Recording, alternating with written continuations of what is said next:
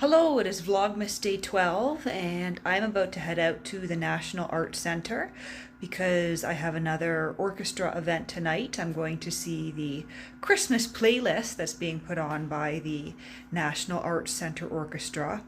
I don't know what's on this playlist, but I'm hoping it's going to be some of my favorite Christmas songs. And while I'm on the way there, I thought I would stop by Parliament Hill and try to catch a bit of the light show. So here's Parliament Hill, and it's just a very simple show this year, just snowflakes cascading, and then I walk down Spark Street towards the National Gallery. Here's all the pretty lights again, and this is at the War Memorial directly across from the gallery, and there is the gallery on the right of the picture. And I was quite early, and so I took an opportunity to take some shots of the inside of the National Arts Centre with their beautiful stars and photo set up. And I had a non-alcoholic gin and tonic cocktail, and then went in and took my seat, and there's that organ I'm about to talk about. So I am back from the National Arts Centre, and I greatly enjoyed the, let's see what they call it, a Christmas playlist that was put on tonight by the NAC Orchestra and the Ottawa Choral Society. And here is the program. I guess if I had scanned the QR code on here, it would have taken me to the lyrics of the song. It was a bilingual production, and my impression was that certainly the conductor was francophone, hence the decision to have the chorus mostly sing in French. In fact, I think almost all of the songs were done in French, and some of them I knew, some of them I didn't, because some of them were French Christmas carols, which was sort of new to me. I knew that, of course, the Christmas carols that we're very familiar with in English, of course, some of them are originally French, some are originally German. They've been translated between languages, but I really wasn't aware of a couple of them on here, which I guess are quite well known and quite popular in French, but have never been translated into English, or if they have, they've never become popular in their English translations. And so we began with a Christmas overture, and then we went on to the Shepherd's Farewell from the Childhood of Christ, which I guess is a well-known French piece of music, L'Adieu des Bergers de l'Enfance du Christ. My French is not great at all. I'm much better at sort of hearing it and figuring out what's going on, or reading it. The moment I try to speak it aloud, it's a disaster. And that one was by Hector Berlowitz. And then we moved on to Christmas Day by Gustav Holst, another one that I wasn't familiar with, but I thought it sounded pretty good. And then we had some Tchaikovsky, some pieces from the Nutcracker, which I had already, of course, heard the NAC Orchestra play this year, because I did go to see the Nutcracker. It was the Royal Winnipeg Ballet's production, but of course the National Arts Centre Orchestra played the music for it. And so we had Waltz of the Flowers, which I always enjoy, and Pas de Deux. And I'm not sure if there's an English translation for that one. The program has the French and the English for most of the songs. But I admit I know most of the music from the Nutcracker by sound rather than by title. And when I watch it, I'm like, oh yes, I like the one, where such and such dancer dances, or I like the one that comes in this part in the story, and I don't necessarily know the names of them.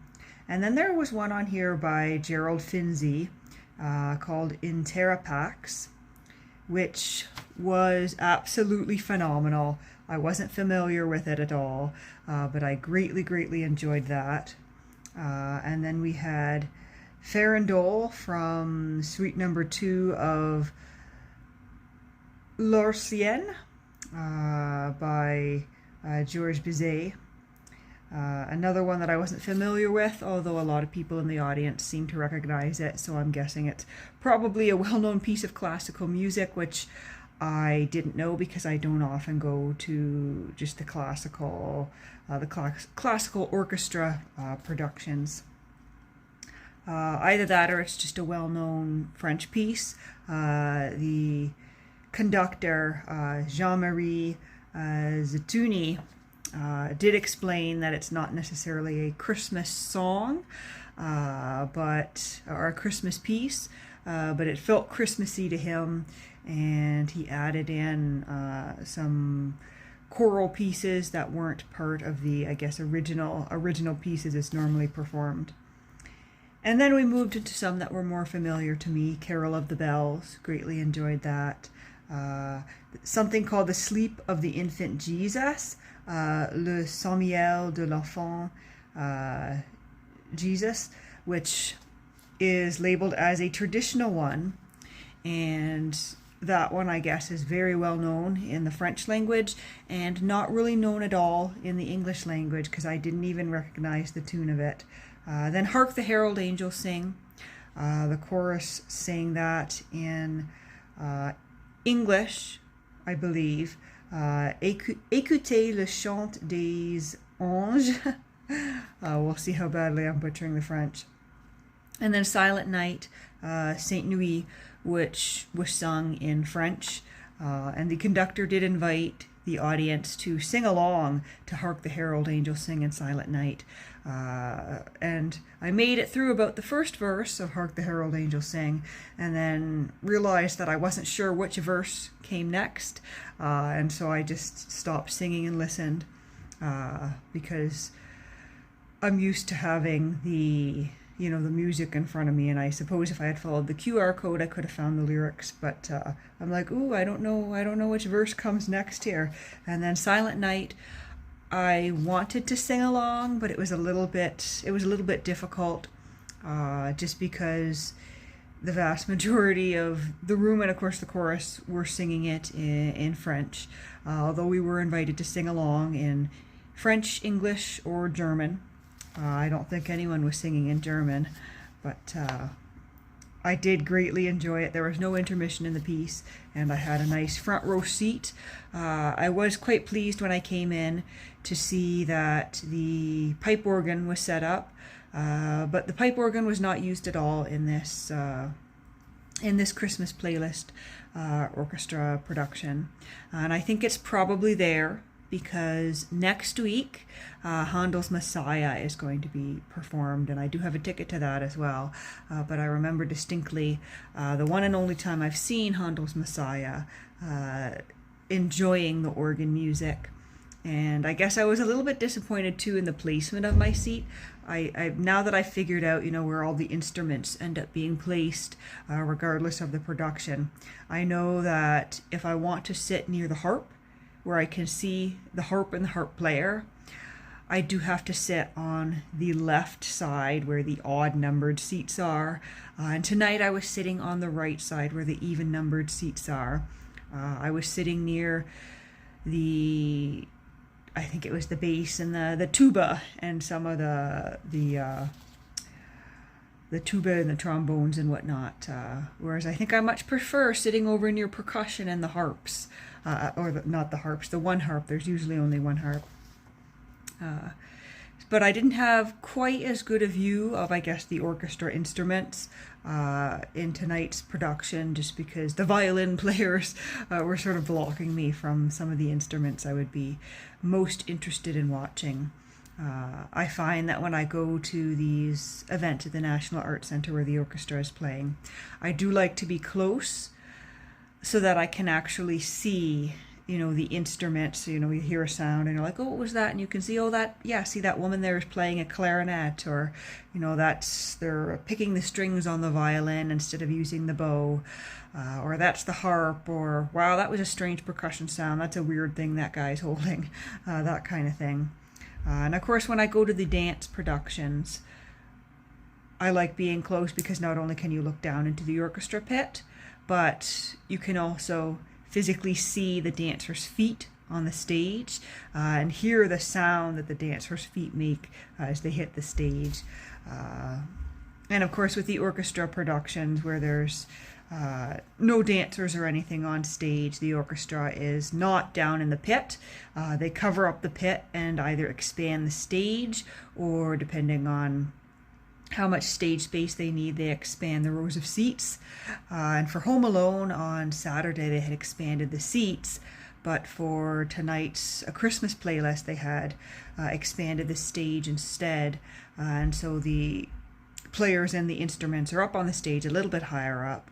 And I almost think, you know, if I were to see something like this before, something like this again, I would probably select a seat that's a few rows back,